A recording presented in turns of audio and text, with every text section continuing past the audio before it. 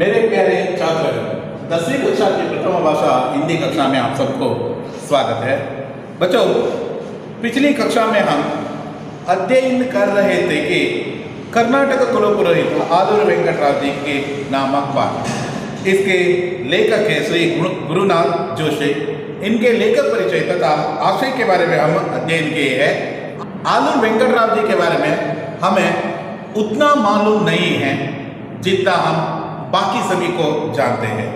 आलूर वेंकटराव जी कर्नाटक के एकीकरण के लिए अपना बहुत बड़ा योगदान दिया हुआ एक महान स्वतंत्र प्रेमी और राष्ट्र प्रेमी तथा भाषा प्रेमी कह सकते हैं। इनके जीवन चरित्र के बारे में हम देखेंगे। कर्नाटक एकीकरण के लिए तथा कर्नाटक की सर्वांगीण उन्नति के लिए आलूर वेंकटराव जी का सेवा अविस्मरणीय है। आज कर्नाटक में अभिमान से जो लौ प्रज्वलित है वह वेंकटराव जी के अथक संघर्ष का ही बल है। जो भी अभिमान, कन्नड़ाभिमान कहते हैं। कर्नाटक का नवंबर 1 आए तो सभी चुके ना, कर्नाटक के हर एक जो नागरिक के दिल में यहाँ कन्नड़ाभिमान जागृत हो जाते हैं। बाकी सभी दिन ये जागृत नहीं होते, यही जो है ना दुर्भाग्य के विषय है। लेकिन कर्नाटक में रहने के कारण से, कर्नाटक के जो अन्न खाने के कारण से आप सबके दिल में कर्नाटक के बारे में एक विशिष्ट प्रेम रखना है। कर्नाटक हमारे लिए प्रप्रथम है, बाकी सभी बाद में ले लीजिए। आप कर्नाटक के जो कहना एक अंश है, भारतीय होने के नाते और उसमें से भी कर्नाटक के नागरिक होने के नाते आपको कर्नाटक के बारे में और कन्नड़ भाषा के बारे में एक अचल विश्वास तथा भाषाभिमान रहना अत्यंत अनिवार्य मानते हैं। आलूर वेंकटराव जी सर्वांगीण उन्नति के लिए, कर्नाटक की सर्वांगीण उन्नति के लिए, कर्नाटक के पूर्ण तरह से उन्नति के लिए उन्होंने बहुत बड़ा योगदान दिया है। उनकी यह योगदान अविस्मरणीय है, विस्मरणीय नहीं है, मतलब भूलना ही नहीं है। हर कर्नाटक में रहने वाले हर एक व्यक्ति को यह जानना अत्यंत अनिवार्य है कि कर्नाटक में रहने वाले यह व्यक्ति किस तरह कर्नाटक के अभिमान रखना है। यह हम सबके दिल में रहना है। कर्नाटक हमारा राज्य है, कन्नड़ हमारा मातृभाषा है। आज कर्नाटक के अभिमान की जो लौ प्रज्वलित है, जो ज्योति प्रज्वलित है, जो दिल में जो एक भावना जागृत है, कन्नड़ अव्व कणु अम्म कणु कन्नड़, कन्नड़ कन्नड़ कन्नड़ कन्नड़ हम सबके हृदय में रहने वाली भावना की तरह रहना है। हृदय में जिस तरह मनुष्य के लिए हृदय अत्यंत महत्वपूर्ण है, उसी तरह कर्नाटक में रहने वाले सभी व्यक्तियों को कन्नड़ के बारे में विशिष्ट प्रेम रखना भी उतना ही महत्वपूर्ण मानते हैं। सदियों से कर्नाटक के लिए विजयनगर साम्राज्य स्फूर्ति और अभिमान का केंद्र रहा है। हम सभी मानते हैं विजयनगर साम्राज्य में, उसमें से भी कृष्णदेवराय का जो समय है ना, वह सुवर्ण युग कहलाते हैं। कहते हैं जो मार्केट में सभी और जो रोड के साइड यहाँ सभी, मतलब सोना चांदी ये सभी जो मापन की तरह जो कहना बेचते थे, उतना जो संपत्ति भरित जो राज्य था कर्नाटक, विजयनगर साम्राज्य कर्नाटक के जो हिस्ट्री में एक सर्वश्रेष्ठ जो कहना समय कहलाते हैं। स्फूर्ति तथा अभिमान का केंद्र है। उसमें से कृष्णदेवराय के जो समय है ना, वह सुवर्ण युग के रूप में उल्लेख किया हुआ है। भारतीय सभ्यता एवं संस्कृति का प्रतीक भी रहा है। भारतीयों के लिए कर्नाटक एक मुकुट कलश की तरह है।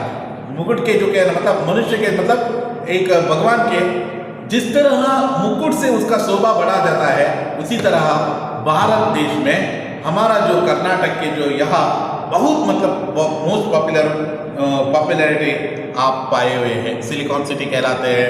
यहाँ के जो प्राकृतिक सौंदर्य है, कोस्टल बेल्ट है और सह्याद्री पर्वत है, इन सभी के कारण से जो फॉल्स, इन सब के कारण से बहुत विश्व प्रसिद्धि पाए हैं। और यहाँ के अयोड़े पट्टदकल्लु, बेलूरू, हड़ेबीಡು, मैसूरू पैलेस, गोमटेश्वर मूर्ति, ये सभी जो शिल्पकला और वास्तुकला का अनोखी उदाहरण कह सकते हैं। और यहाँ रहने वाले बहुत सारे जो साहित्यकार और साहित्यकारों के एक उल्लेखनीय करना अत्यंत महत्वपूर्ण है।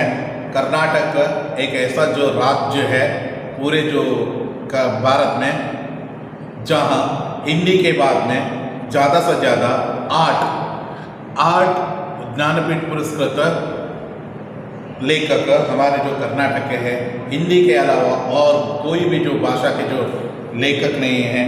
यहाँ जो हमारा जो कर्नाटक के लिए एक स्वर्णिम जो दिन कहलाते हैं। यहाँ की जो फैक्ट्री उद्यम प्रौद्योगिक जो सिचुएशन फॉल्स वाटरफॉल्स और क्लाइमेट्स और यहाँ का जो वातावरण और सभी जो लोगों के उद्योग के लिए एक हब की तरह बेंगलोर जो कह निर्माण हुए हैं।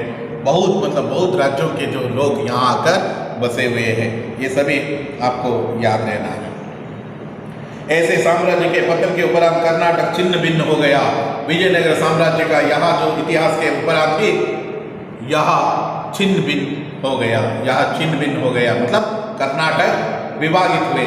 जिस समय जो विजयनगर साम्राज्य के जो समय था ना, उस समय जो सौभाग्य का और सुंदर दृश्य हमें देखने के लिए मिला था, वह सभी जैसे ही यहाँ विजयनगर साम्राज्य पतन हो गए, यहाँ कर्नाटक राज्य भी छिन्न भिन्न हो गए। लेकिन निरंतर संघर्ष के उपरांत कर्नाटक राज्य 1956 नवंबर 1 तारीख को मैसूर राज्य के अभिधान से स्वतंत्र राज्य के नक्शों में जगमगाने लगे। वेरी इंपॉर्टेंट है, यहाँ आपको वेरी इंपॉर्टेंट है। 1956 यानी 1956 कहलाते हैं। 1956 के नवंबर 1 को आज हम कर्नाटक राज्योत्सव मनाते हैं ना, वही नवंबर 1 तारीख को मैसूर राज्य के रूप में बदलाव हुए। मैसूर राज्य के रूप में यहाँ बदलाव हुआ। वेंकटराव जी ये सभी मांग रखे थे मैसूर मतलब कर्नाटक राज्य के लिए, फिर भी कर्नाटक राज्य के बदले में मैसूर राज्य के रूप में भारतीय नक्शा में यहाँ प्रज्वलित हुए। बाद में नवंबर 1 1973 यानी 1973 कर्नाटक राज्य को कहलाने लगे। नए कर्नाटक राज्य के रूप में यहाँ कहलाने लगे। आपको यहाँ याद रहना है, बहुत महत्वपूर्ण कहलाते हैं। यहाँ है 1956 1956 नवंबर 1973 नवंबर 1 यहाँ मैसूर राज्य के रूप में बदलाव हुआ और यहाँ कर्नाटक राज्य के रूप में नामकरण किया गया। याद रहना है 1956 नवंबर 1 में यहाँ मैसूर राज्य के रूप में प्रचलित हुए। उसके बाद में 1973 में नवंबर 1 में कर्नाटक राज्य यहाँ अभी जो नामकरण किया हुआ है ना कर्नाटक राज्य, यहाँ 1973 में और नवंबर 1 में किया हुआ यहाँ नामकरण है और उसका रूप नाम बदल दिया गया। मैसूर राज्य से कर्नाटक राज्य के रूप में नाम बदल दिया गया। आलूर वेंकटराव जी के जन्म कथा शिक्षा मतलब एजुकेशन के बारे में हम चर्चा करेंगे। सन 1880 जुलाई 12 को विजयपुर के सिरस्तेदार भीमराज और भागीरथी दंपति के यहाँ वेंकटराव जी का जन्म हुआ। सभी प्यार से वेंकण्णा के नाम से पुकारने लगे और इनकी प्रारंभिक शिक्षा धवलगुंज में हुआ। कन्नड़ स्कूल में इनका नाम दर्ज कराया गया और घर पर ये संस्कृत सिखाया जाती थी। इस प्रकार वेंकटराव कन्नड़, संस्कृत, मराठी तथा अंग्रेजी भाषाओं के पारंगत हुए। वेंकण्णा को आम सभाओं के अधिक दिलचस्पी होने लगे। भारत और हिंदू धर्म के प्रति गौरव और भावना अंकुरित होने लगी। वेंकटराव जी को स्वदेश और स्वधर्म के प्रति जितना गौरव और अभिमान था, उतने ही मातृभाषा कन्नड़ के प्रति उतना ही प्रेम था। आपको यहाँ याद रहना है। सन 1880 में 1880 में जुलाई 12 जुलाई को 1880 में हमारे जो कुलपुरोहित, कर्नाटक राज्य के जो कहना कुलपुरोहित आलूर वेंकटराव जी का जन्म हुआ। वो भी कहाँ, भारत के जो कहना अत्यंत ऊपरी भाग, कर्नाटक के अत्यंत ऊपरी भाग में रहने वाले विजयपुरा नामक जगह पर। विजयपुरा यहाँ पहले बीजापुर नाम से उल्लेख किए जाते थे। विजयपुरा किस लिए फेमस है? विजयपुर के गोल गुंबज यहाँ सर्वश्रेष्ठ जो कहना स्थानों में एक माना जाता है। सिरस्तेदार भीमराव तथा भागीरथी दंपति के यहाँ वेंकटराव जी का जन्म हुआ। इनके पिता का नाम भीमराव तथा भागीरथी इनकी जो माँ के नाम है। इनके जो कहना पुत्र के रूप में जन्म हुए वेंकटराव जी का जन्म हुआ। सभी प्यार से वेंकटना नाम से पुकारने लगे। प्यार से कुछ नाम रखते हैं, जैसे आपको घर में प्यार से बुलाते हैं, कुछ नाम से वैसे उन्होंने पुकारने लगा। यहाँ वेंकटराव जी को वेंकटना नाम से पुकारने लगे। उनकी प्रारंभिक शिक्षा नवलगुन में हुआ। वहाँ ही नजदीक रहने वाले नवलगुन में उनकी प्रारंभिक शिक्षा होने लगा। कन्नड़ स्कूल में इनका नाम दर्ज कराया गया। कन्नड़ के जो ना एक स्कूल में उनका नाम दर्ज कराया गया। प्रारंभिक शिक्षा कन्नड़ मीडियम में ही, मतलब कन्नड़ माध्यम में ही उनका प्रारंभ शिक्षा प्राप्त हुआ और यह नवलगुन से प्रारंभ हुआ। और घर पर संस्कृत सिखाई जाती थी। घर पर उनको संस्कृत की जो कहना शिक्षा दी जाती थी। इस प्रकार वेंकटराव जी स्कूल से कन्नड़ा, संस्कृत, मराठी तथा अंग्रेजी, कन्नड़ा, मराठी और अंग्रेजी ये तीनों भाषा स्कूल से सीखा और संस्कृत यहाँ घर में ही उन्होंने सीखा। पारंगत हुए। वेंकटना को आम सभा में अधिक दिलचस्पी रही। बालक जो वेंकटना को बहुत दिलचस्पी रहता था और बहुत जो कहना उनका मन सभाओं में और आम सभाओं में, छोटी छोटी सभाओं में उनको बहुत दिल रहता था। भारत और हिंदू धर्म के प्रति गौरव और भाव का अंकुरित होने लगे। भारत देश तथा भारतीय धर्मों के बारे में उनके जो हृदय में एक विशेष भाव जागृत होने लगे। वेंकटराव को स्वदेश और स्वधर्म के प्रति जितना गौरव और अभिमान था, उतना ही मातृभाषा कन्नड़ के प्रति भी उतना ही प्रेम था।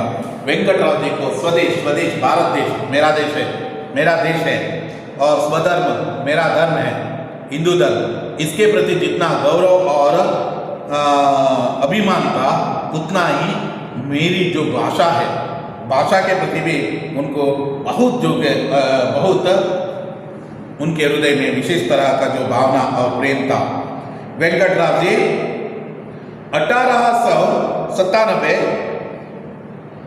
1897 में मैट्रिक शिक्षा के में उत्तीर्ण हुए। घर का वातावरण धार्मिक होने से उपनिषद, भगवद गीता, महाभारत आदि ग्रंथों के अध्ययन की रुचि वेंकटराव जी के मन में जागृत हो गई थी। शांत धार्मिक जीवन उनके साथ वेदांत के अध्ययन के कारण वेंकटराव जी अंतर्मुखी और एकांत प्रिय बने। आपको याद रहना है कब इनकी जन्म हुआ, 1880 में, और इनकी जो मैट्रिक परीक्षा उत्तीर्ण हो गए कब, 1897 में। 1897 में इनकी मैट्रिक परीक्षा उत्तीर्ण हो गए और घर में धार्मिक वातावरण होने के कारण से माता पिता दोनों धार्मिक जो कहना धार्मिक स्वभाव के, मतलब धर्म के बारे में और धार्मिक विचारों के बारे में बहुत आदर और गौरव भाव रखने वाले व्यक्ति रहने के कारण से, धार्मिक होने के कारण से उपनिषद, भगवत, महाभारत आदि के ग्रंथों का अध्ययन की रुचि भी वेंकटराव के मन में जागृत हुई थी। बचपन से ही उनको एक विशेष तरह से यहाँ जो गुण जागृत हुए थे। शांत धार्मिक जीवन, बहुत शांत भाव से वह धार्मिक जो विचारों के बारे में अध्ययन करते थे। धार्मिक जीवन और इसके साथ वेदांत अध्ययन के कारण वेंकटराव जी अंतर्मुखी और एकांत प्रिय बने। धर्म के बारे में उन्होंने सीखा और धर्म के बारे में जाना और वेदांतों के बारे में जाना, उपनिषद, भगवत गीता, इन सभी विचारों के बारे में जानकर अंतर्मुखी तथा शांत प्रिय बने और एकांत में रहना पसंद करते थे। उन दिनों पुणे उच्च शिक्षा का केंद्र था। उन दिनों पुणे उच्च शिक्षा का केंद्र था। आपको याद रहना है, उस समय जितना अब कॉलेज है ना, उतना कॉलेज नहीं था। एक एक जो कॉलेज बहुत दूर दूर से, मतलब एजुकेशन पाने के लिए बहुत दूर दूर से आना पड़ता था और बहुत दूर दूर रहकर एजुकेशन प्राप्त किया जाता था। उच्च शिक्षा के लिए, हायर एजुकेशन के लिए पुणे सबसे जो कहना फेमस केंद्र के रूप में उपस्थित था। स्वतंत्र भावना और वीरोचित के प्रेरित करने वाले फर्ग्यूसन कॉलेज में वेंकटराव जी का दाखिल किया गया। पुणे में रहने वाले फर्ग्यूसन कॉलेज में इनको दाखिल किया गया। दाखिल करने के बाद में स्वतंत्र भावना और विचारों के प्रेरित करने वाले फर्ग्यूसन कॉलेज, पुणे में रहने वाले फर्ग्यूसन कॉलेज में इनको दाखिल किया। कॉलेज के सीढ़ियों के चढ़ते ही बहुत सारे वे विद्यार्थी पैशन प्रिय हो जाते हैं। यहाँ फर्ग्यूसन कॉलेज में और कोई भी कॉलेज में, इन सभी कॉलेज में कोई भी छात्र जैसे ही कॉलेज के जो सीढ़ियाँ आप चढ़ते हैं, कॉलेज ना मेट्टी लेता ना, वैसे ही उनमें एक बदलाव आ जाते हैं, पैशन प्रिय हो जाते हैं और साथ ही साथ उनमें एक पैशन की जो भावना जागृत हो जाते हैं। आजकल तो यहाँ तो हम बहुत विशिष्ट तरीके से देखने के लिए मिलते हैं हमें। उस समय भी वैसे ही जो सिचुएशन था। फिर भी कॉलेज की सीढ़ियाँ चढ़ते ही बहुत सारे विद्यार्थी पैशन प्रिय हो जाते हैं, मगर वेंकटराव जी के ऐसा कोई बदलाव नहीं आया। जैसे जो बदलाव आने की जो आशंका थी वह वैसा नहीं हुआ। संध्या वंदन, व्रत, उपवास और वेशभूष में कोई परिवर्तन नहीं हुआ। कोई भी जो परिवर्तन हमें देखने के लिए नहीं मिला। जब भी वह फर्ग्यूसन कॉलेज में दाखिल होने से पहले भी संध्या वंदन करते थे, व्रत उपवास करते थे और वेशभूष में भी जीन्स पैंट, टूटा हुआ जीन्स पैंट ये सभी नहीं पहनते थे और व्रत उपवास ये सभी जो है ना नियमानुसार करते आए थे। अपने गंभीर स्वभाव के कारण वैचारिक एवं चिंतनशील व्यक्ति बन गए। इस तरह वह अपने गंभीर स्वभाव के कारण से ही, एक विशिष्ट तरह का जो व्यक्तित्व रहने के कारण से ही वह चिंतनशील व्यक्ति और वैचारिक व्यक्ति बन गए।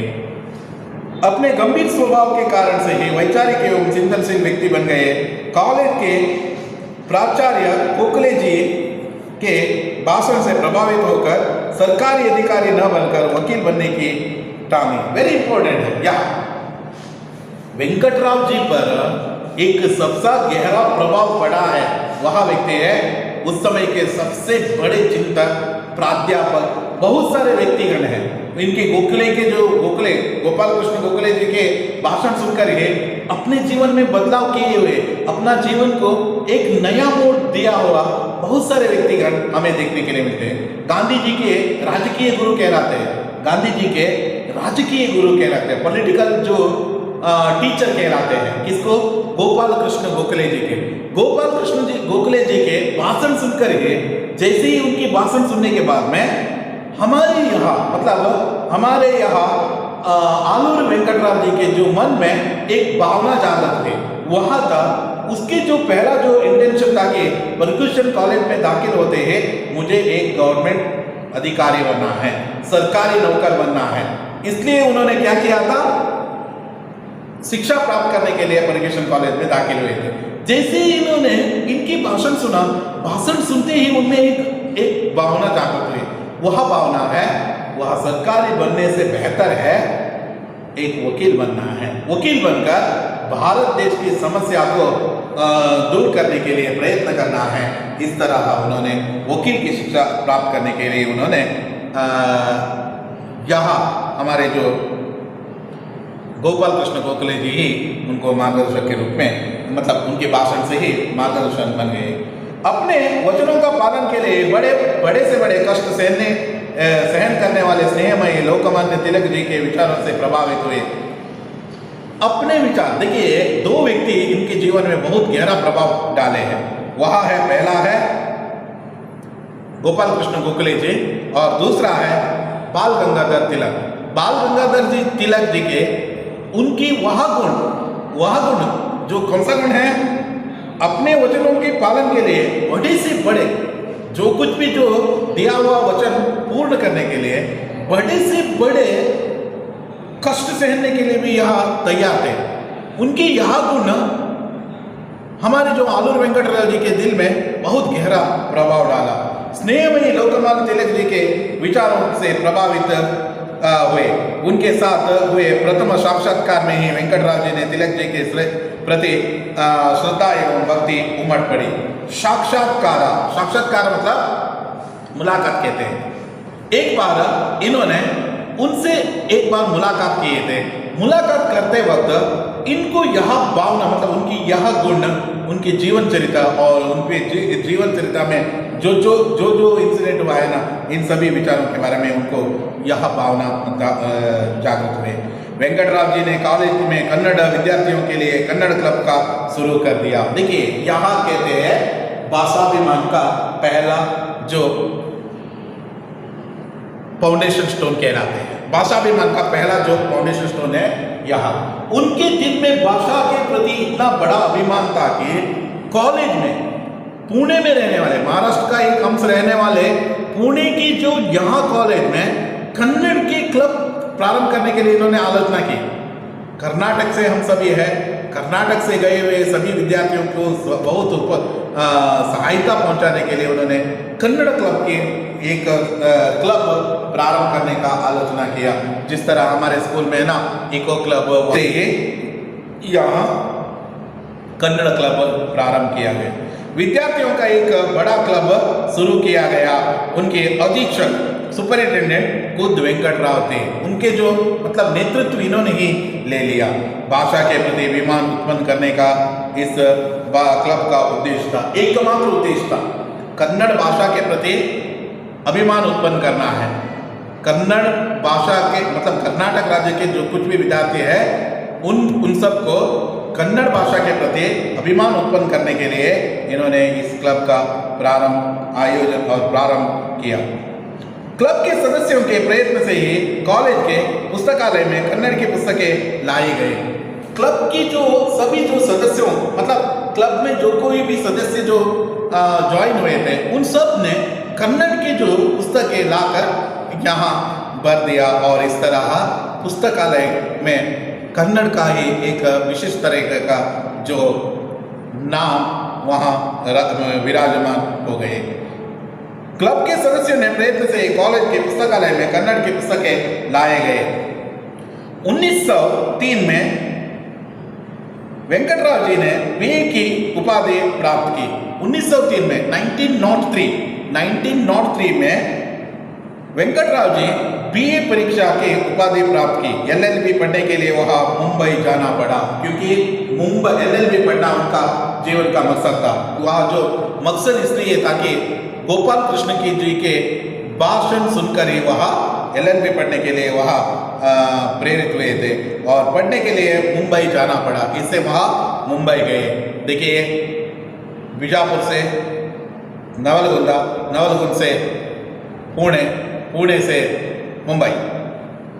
यस, मुंबई जाना पड़ा। देवधर नामक मित्र ने वहाँ ग्रेजुएट एसोसिएशन नामक संस्था स्थापित की जिसके उद्घाटन के लिए गोखले जी आमंत्रित थे।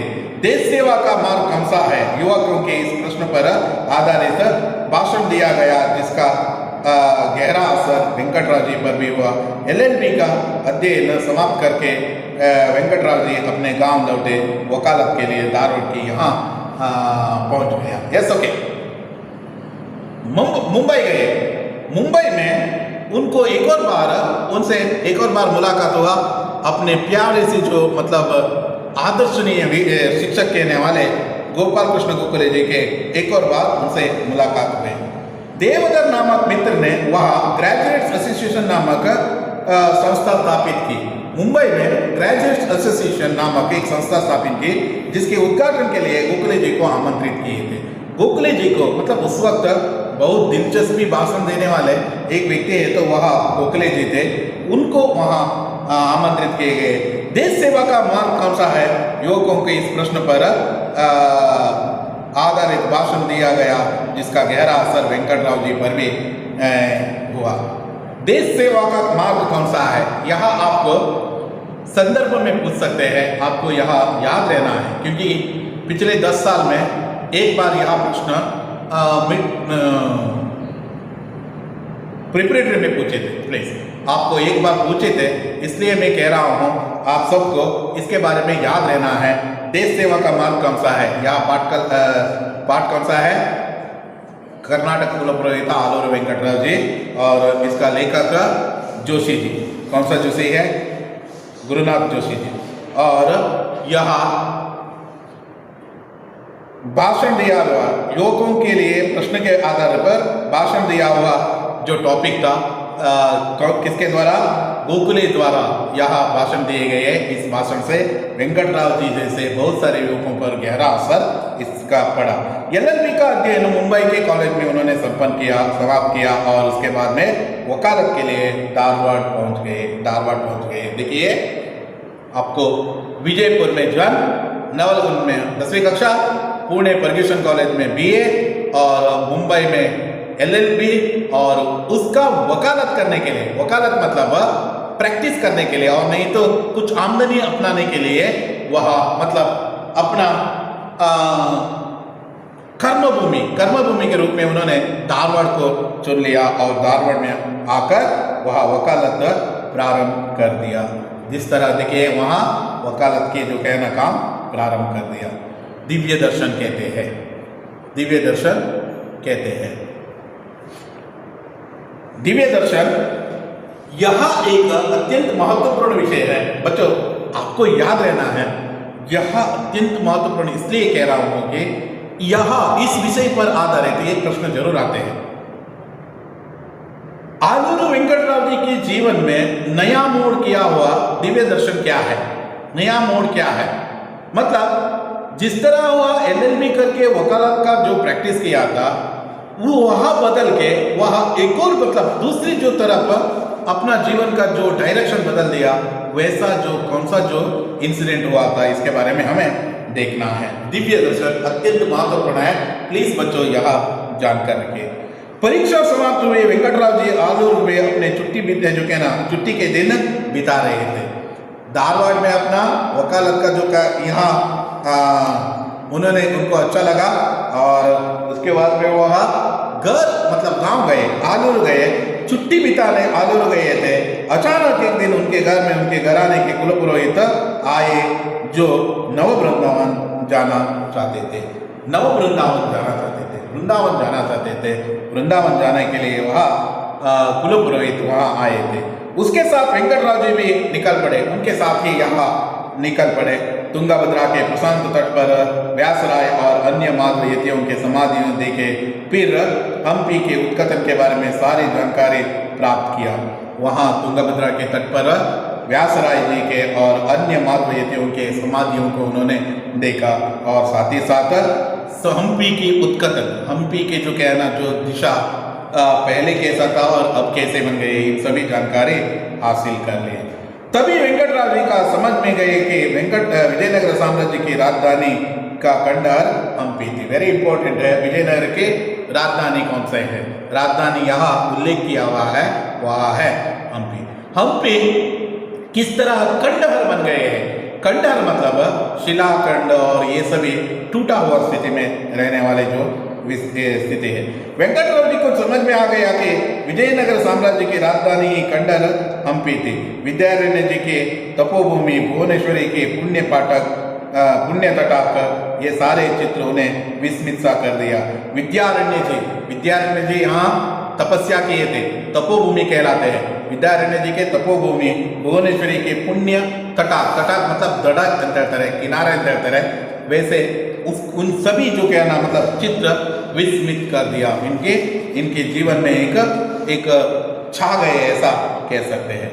दूसरे दिन वेंकटराव जी खुद नदी पार करके विरूपाक्षा मंदिर गए। हम्पी में रहने वाले सर्वश्रेष्ठ और सुप्रसिद्ध मंदिरों में एक कहलाते हैं, वह है विरूपाक्ष मंदिर। वहाँ दूसरे दिन वेंकटराव जी खुद नदी पार करके विरूपाक्ष मंदिर गए। 11 मंजिल के गोपुर आसमान को चूमता नजर आया। वैसे वहाँ गए तो आपको यहाँ देखने के लिए मिलते हैं। आपके यहाँ नज़दीकी है मुरुडेश्वर में भी यहाँ जैसे ही एक गोपुर आप देख सकते हैं। मतलब बहुत बड़ी जो कह रहा गोपुर यहाँ प्रवेश द्वारा आप देख सकते हैं। वैसे ही एक गोपुर वहाँ हम्पी में भी है, हम्पी में भी ऐसे ही गोपुर है, ताकि हम्पी में बना हुआ वह गोपुर बहुत पुराना जो कहना गोपुर है, यहाँ अभी अभी बनाए हुए हैं मुर्डेश्वर में। आसमान को चुमता हुआ नजर आते हैं, कितना महानता, कितना दिव्य रूप से दिखाई देते हैं यहाँ। उन्हें एक अद्भुत सा अनुभव हुआ, यहाँ ही एक अद्भुत हुआ, वह अद्भुत सा अनुभव हुआ। अपने आप को भूलकर अंदर गए, मंदिर के जो अंदर गए, अपने आप को भूल गए, अपने आप को भूलकर, जैसे जो कहना अत्यंत तन्मयता भाव से वह अंदर गए। उन्हें लगा कि पंपानाथ और पंपापिका की मूर्तियां प्रसन्नता से उन्हें देख रहे हैं। जैसे ही उन मूर्तियों को देखा, मूर्तियां देखते ही वैसे लगा कि पंपापिका और पंपनाथ के जो मूर्तियां यहाँ उन्हें देख रहे हैं, वैसे जो नजर आ रहे थे, बहुत दिव्य रूप वहां देखने के लिए मिल रहे थे, बहुत सुंदर जो दृश्य वहां देखने के लिए मिल रहे थे। शायद उनको लग रहा था कि प्रसन्न चित्त से उन्हें ही देख रहे हैं। जैसा जो कांति और जैसा जो सौंदर्य वहां था। साष्टांग प्रणाम किया उन्हें, साष्टांग प्रणाम किया। बगल में ही भुवनेश्वरी का मंदिर था, वहां ही बगल में भुवनेश्वरी का मंदिर था। उन्हें लगा कि उस मूर्ति में प्राणों का संचार हुआ है, जैसे वहां एक प्राण है, उसमें प्राण है, उसमें वह जीवित है। भुवनेश्वरी देवी जीवित, जिस तरह जीवित रहा तो किस तरह जो दिखाई देते हैं वैसा इन्हें प्रतीत होने लगे। वह था कि अद्भुत दिव्य दर्शना उनको यहाँ हुआ था। यहाँ भुवनेश्वरी का जो मतलब सजीव मतलब मूर्ति देखने के लिए जो प्राण संचार हुए हैं, ऐसा जो मूर्ति देखने का वह ही दिव्य दर्शन था। वे विजयनगर साम्राज्य के प्रेरक शक्ति के रूप में खड़े विद्यारण्य महातपस्वी के भावपूर्ण मूर्ति के भी दर्शन से पुलकित हुए। वहाँ ही रहने वाले विद्यारण्य जी के मूर्ति भी देखकर वह अत्यंत तन्मयता से वह प्रसन्नचित हुए। और इस यात्रा से वेंकटराव जी के जीवन में एक दूसरा मोड़ आ गया। इस मतलब जैसे वह जो एक मकसद से वह आगे बढ़ रहा था, यहाँ जो हुआ दिव्य दर्शन तथा जो प्रसन्न चित्त, वह उसके जीवन में एक दूसरा जो मोड़ बना दिया। आखिर क्या उसके जीवन में बदलाव आया, इन सभी विचारों के बारे में हम आने वाले कक्षा में चर्चा करने वाले हैं। धन्यवाद।